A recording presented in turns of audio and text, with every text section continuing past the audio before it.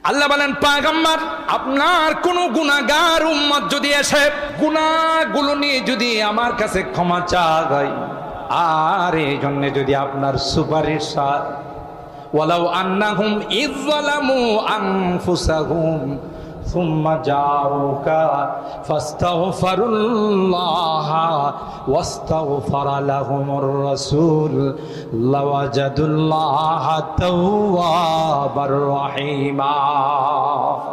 তাফসীর ইবনে কাসীরের মধ্যে আসে, এই আয়াত যখন একজন বেদুইন, একজন আরবি যখন তিলাওয়াত করতেছিল, যে আল্লাহ কয়, ও নবী আপনার কোন উম্মত গুনাহগার উম্মত যদি আপনার নিকট আসে গো আর খালেস তাওবা করে, আপনার কাছে যদি সুপারিশ চায়, আপনিও যদি তার জন্য একটু সুপারিশ করেন, অবশ্যই অবশ্যই আমি আল্লাহ তার জীবনের সকল গুনাহগুলো মাফ করে দিব।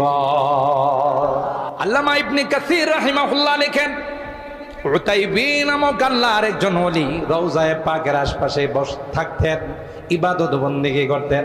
ওই গ্রাম্য ব্যক্তিটা, বেদুইন ব্যক্তিটা এসে রওজায়ে পাকে সালাম জানালেন, আসসালামু আলাইকা ইয়া নবী আল্লাহ, আসসালাতু ওয়াসসালামু আলাইকা ইয়া রাসূলুল্লাহ। সালাম জানায় বলেন, জিতুকা মুস্তাগফিরান লিযামবি ওয়া মুস্তাশফিআন বিক। নবী আমার, আমি কিন্তু বহু দূর থেকে আপনার রওজায়ে পাকে আসলাম, এ পয়গম্বর আসছি গো জীবনের গুনাহ খাতাগুলোর জন্য তওবা কর, মুস্তাশফিআন বিক, আপনার সুপারিশ চাই গো।